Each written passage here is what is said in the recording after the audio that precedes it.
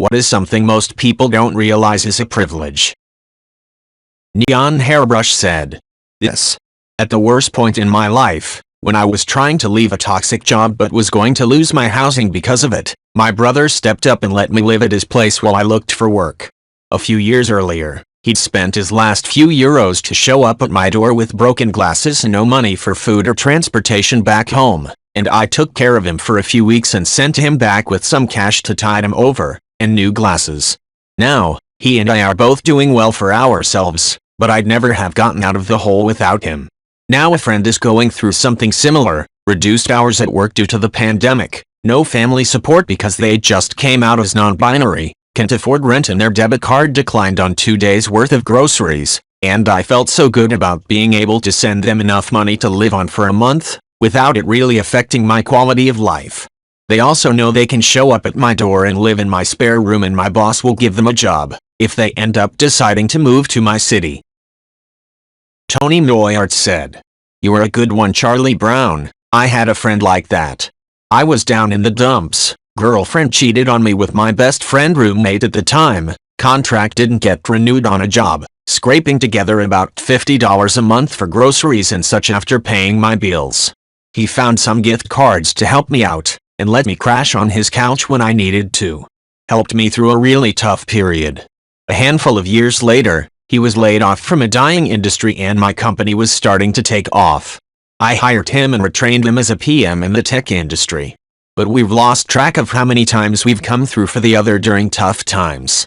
Not that we do what we do to look for repayment, but life has a way sometimes of keeping the karma flowing. Again, you're one of the good ones." Toss My Potatoes said, "I work at a large university and my supervisor is an absolute psycho. We're all quitting at once, except for one woman who can't because her children are attending college here and without the tuition discount from their mom, they wouldn't be able to afford school. My heart breaks for her because my boss sucks. Edit, this person is sneaky and formal complaints do nothing. Us quitting is the only option left." Misocratissafe said, "I got my just desserts about 6 months after I left. One of my former coworkers invited some of our old crew for going away drinks. He took a job with the Coast Guard, and for some god-awful reason this super was there. While we all worked together, I wasn't big on complaining. My thought was there wasn't anything productive in dragging the whole workday mood down bitching about a situation we all found ourselves stuck in.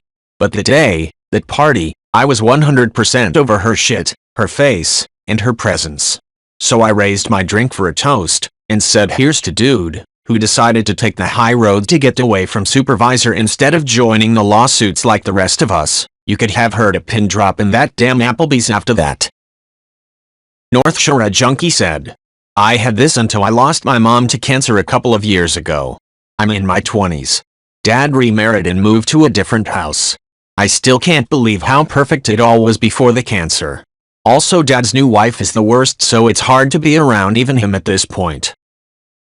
Crop Top Wither said, "Being able to flush your own waste without another thought or going when you need to is a big one. Sometimes I think about how terrible it'd be to have to encounter that shit you took the other day in the road, like in a slum with no plumbing, and I can't.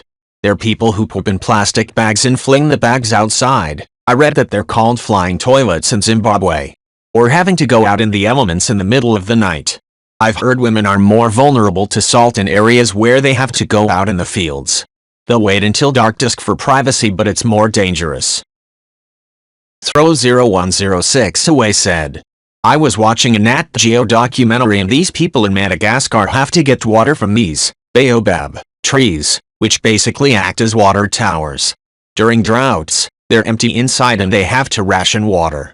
In the documentary, they're wearing Nike and Adidas, all the clothes that are made for the losing teams in the Super Bowl and whatnot and praying because they had a good rice harvest. I've had a breakdown because the store was out of something I needed and, watching this documentary, I truly realized how incredibly privileged I really was, in and out of America." Around in Circles said, "I live in the Phoenix area. If it's slightly breezy I lose power. If it's over 110, I lose power. And if there is any lightning, you guessed it, I lose power. If there is ever any rain I lose power. If it gets below 50, I lose power. I lose power at least twice a month. Edit, because I keep getting asked the same questions. N. Mesa. 1980s.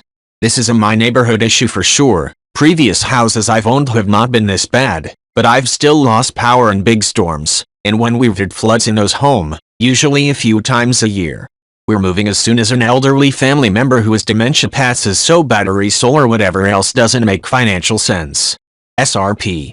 They started a project to improve it at the beginning of 2020, but it got put on hold because of COVID. Work has started again, but is slow. Most outages are less than a few minutes long, and we have stopped bothering to reset the clock on the microwaves, and we don't even notice because it was at night and just a couple of things will be turned off that were not before, like my desktop computer. We have a generator big enough to power a small window AC unit and a light. It's been enough for us. We are getting out of here soon. Stygian Shore said, "This is so true. As someone who battled a chronic illness for most of my life, some people take good health for granted. It wasn't until last year when I met my new primary care doctor who literally changed my life. Thanks to his help, I no longer have said chronic issue. I started to keep a gratitude journal last year due to the pandemic to train my mind to focus on the positives when everything around me was so bleak. More than a third of my entries were about how lucky I am and how alive I've felt since I was under his care. I will also include a saw to everyone who is reading this. Please take care of yourself. That means drinking plenty of water and doing a simple exercise such as walking around your block or a quick hike on a trail. Anything that will keep your body active. My grandmother is currently in a nursing home and she is barely able to walk around by herself. She relies on a walker, and she eats like a teenager even though her metabolism hasn't worked like it used to when she was in her 20s. Her eating habits were bad for years prior to being admitted to the nursing home. She never exercised and consequently gained so much weight that even the most basic of physical therapy is too much for her. Edit. Thank you for the awards." Superb Personality 47 said, "I can't emphasize enough the euphoria I felt after I had just finished purchasing some Starbucks sandwiches and drinks for my family without thought, for no reason other than it was a nice day out, and realized that constant weight of worry and anxiety about money was no longer so forefront. I'm very happy to hear you two have reached that point as well. It's definitely not something to take for granted." Damn Dog in a Probe said, "The ability to just eat whatever you want without having to read the label and make sure it doesn't have something that'll fuck you up. I have celiac disease, which means if I eat gluten, it damages my small intestines. So I can't eat gluten. Ever. And guess what? It's in all sorts of stuff it shouldn't be in. And because the amount we can tolerate is so little, cross-contamination is a huge problem. That makes eating out at restaurants difficult, and eating at other people's houses difficult. My kitchen has a gluten-free area, and smaller gluten-tolerant area for just my husband in case he wants bread. I already have a lot of chronic health issues, but not being to eat gluten is difficult, and socially harmful."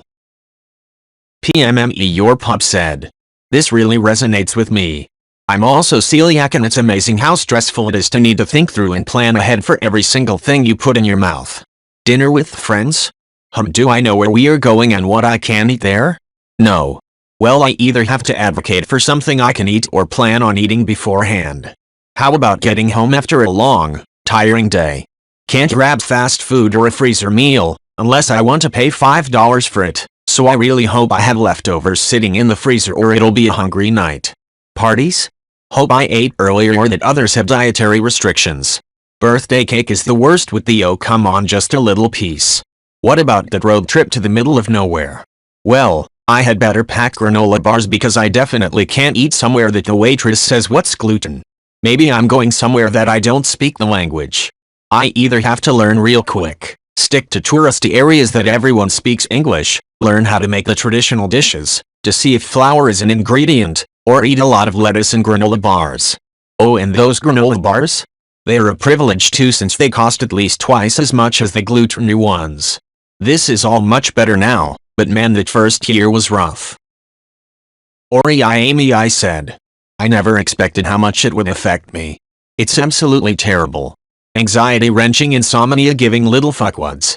I couldn't do anything to them until I saved up for a treatment because if I did they'd have to treat the whole house and I could never afford it. So I just slept with them. For a year. They bit me every night. I could feel them. I'd wake up and crush them just by rolling over. I could smell them.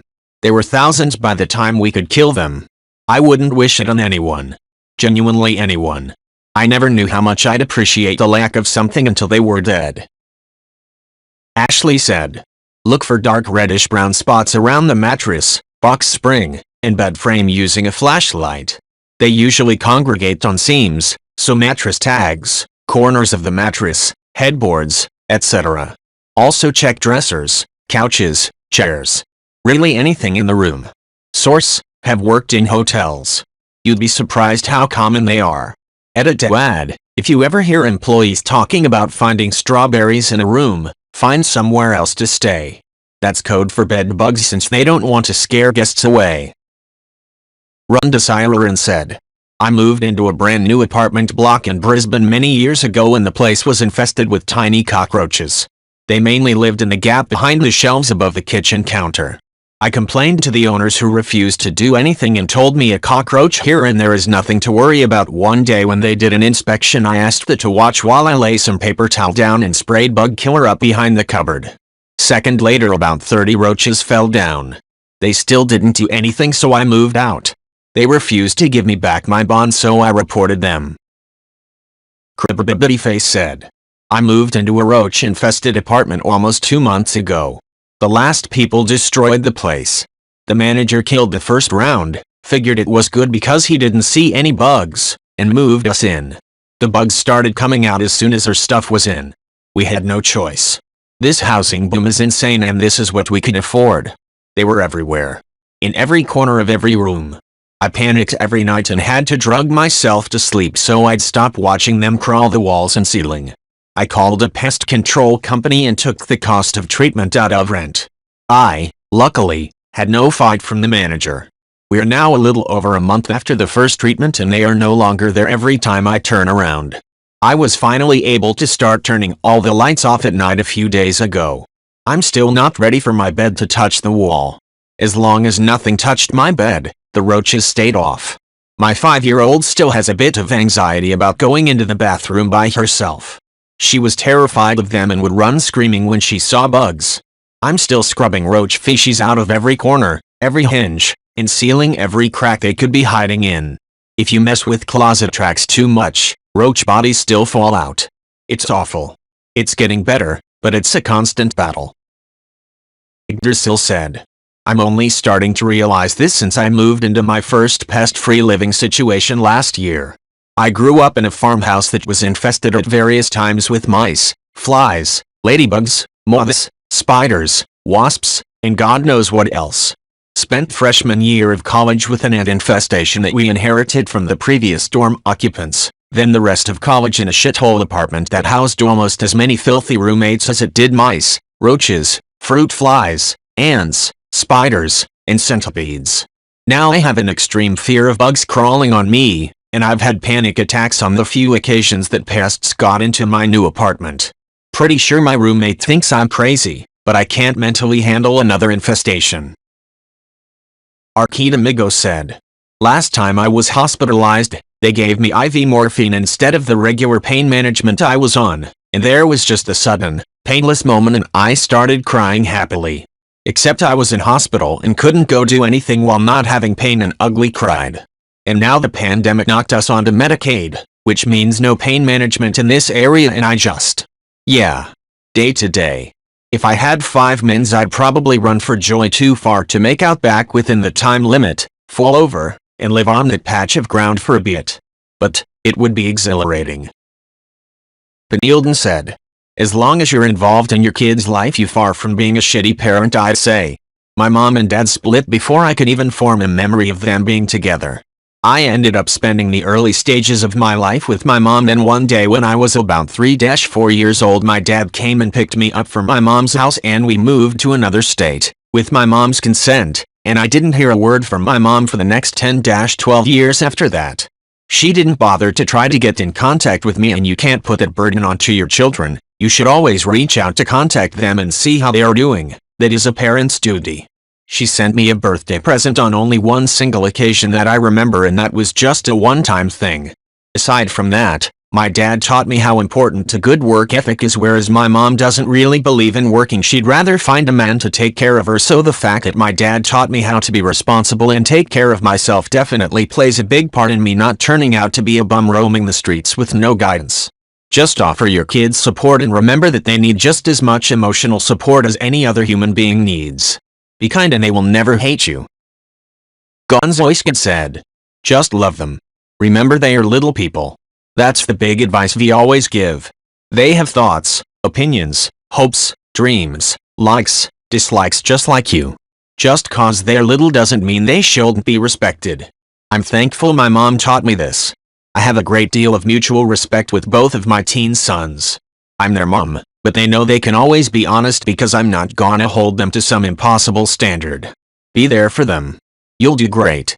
Sounds like they are already lucky to have you for a dad since you are asking questions. What Thea said. Adding to that, a stable and safe home life? Now that I'm an adult, I realized how lucky I was to have parents who were good and loving but also prioritized a safe, stable, calm home environment. They actually thought about creating a warm, safe environment, and I didn't know that was a thing you had to consciously do until I got to adulthood. They never fought in front of us, rarely lost their tempers with us, stuck to a routine and structure to where there were always hot meals, clean clothes, a clean home, and they let us have our own space to just relax and decompress. I noticed in my teen years that certain friends always wanted to come to my house to hang out, which I thought was weird because my house was kinda boring, but now looking back I can see that they liked the safe, calm atmosphere at my house and wanted to come relax. My parents consciously chose to make our home a safe retreat from the world and I'm so grateful. I've met so many people over the years who never had the ability to relax at the home, ranging from just really active schedules where they were shuffled from activity to activity and rest and relaxation wasn't prioritized, to people who had really turbulent, abusive homes, and now as adults they have a really hard time relaxing or cultivating a recharging atmosphere at home. I literally had to lay out some steps for my friend of things you can do to make your home more comfortable and relaxing because they just didn't know how to do it. Scorpio said. I had a few girls from school that would follow me home and invite themselves into my house. I was friendly with them so it was alright, but I later realized it's because my house didn't have any smoke, alcohol, violence, shouting or screaming children. Some of them were so unfortunate that I ended up just giving them some of my stuff because I didn't want it and they did. My parents have their moments and can be very annoying, but there's always been food in the house, electricity, clean running water and a lockable bathroom door. My friends that didn't have that really struggled, but I didn't quite see it as a teenager. Ashley Sophia said. It's been happening in Sydney and Melbourne, Australia for decades. So many students, both local and international, plus people immigrating from overseas looking for a better life. These people are living 4 to 8 plus person conditions in 2-bedroom apartments in the central business district. Landlords put up flimsy wall dividers and people even pay $$ to sleep on the balcony in a tent. One day, there's going to be a fire. A big one. Only then, will something be done about it. Kaasi said. My parents used to say to me that open door is a requirement under their roof. Mom used to sneak up behind me while I was chatting with my friends online and go like, "What are you doing right next to my ear?" I've been living away from them for over a decade, yet I get mini panic attacks when I'm just by myself at home using the computer sometimes. Aeolian Melody said. The very idea that you can have a bedroom door that looks was foreign to me growing up, lol. I was a very well-behaved, quiet kid. I don't say this to brag or whatever, I genuinely was. My favorite activity was reading books and playing with Barbies, and when I grew up I was playing video games, chatting with my friends on MSN Messenger, and reading books most of the time. Never got in trouble with school or any other authority, yet my parents thought if the door was closed it meant I was up to no good, so they'd either barge in or be like, "What are you doing?" I can't imagine the existential crisis if the door had been locked. Ophelia Rain Galaxy said. Ugh, guess I should warn you about teenager laundry in advance. Soon as my older stepson started getting to the adult stage, his little brother hit the early teenager years, starting the cycle of gross laundry all over again. I once traced a nasty smell in the house to a bunch of wadded up crusty socks hidden under a bed. Wound up carefully staring at the ceiling while explaining, "I'm sorry to embarrass you, But better you learn now than continue thinking everything is fine. You have no secrets from the person who washes your laundry, so either you can wash your own laundry or quit hiding crusty socks. The bathroom is useful for biological messes and privacy. Camellia Sin said. So true. If I call out sick from my current job, my boss says, okay, feel better. At toxic old job, I'd get a guilt trip in the 3rd degree. Taj also hit us on timers for every single activity because they did not believe we would do our work without them. We were also forced to come into the office on Saturdays because they didn't believe we could handle working from home. No matter what you did or how well you performed, they always believed you were lying to get out of work somehow. It was stressful trying to constantly prove myself and manage their paranoia. Beardless Doll said. Absolutely. I am a therapist, and the more common thought that everyone should go to therapy to get fixed is just insane. Therapy is not for everyone, and there are so many different types and approaches to therapy. It's not a catch-all solution. I have seen more and more I don't really want to be here, but my insert person in life told me I should. You're going to get as much out of therapy as you put into it. Dear Ty 284 said. Air conditioning. Television. The internet. Flushing toilets. Hot and cold running water. Heat. 4 walls and a roof. Being able to sleep on a bed. Peace and quiet. The ability to sleep without doing that on edge, hyper-alert half sleep. Having 2-3 really good friends you can't tell anything to. The ability to read. It's the closest to witchcraft we have. Imagine having a paper-based product that contains the answers to many questions and the formula for improving your life. Then imagine being able to teach people the mysteries within. Then imagine being able to copy it, or pass it on so others can do the same. Curiouska86 said. I lived in an unair-conditioned dorm 1 year when we had a week-long 117-degree heat wave. My shampoo melted. Did you know shampoo can melt? It can. I slept in a different academic building every night. I had to keep moving around to avoid security, who would kick us out. I went to office hours and my professor stopped the meeting to be like, "Are you okay?" And I was just like, no, I am not okay.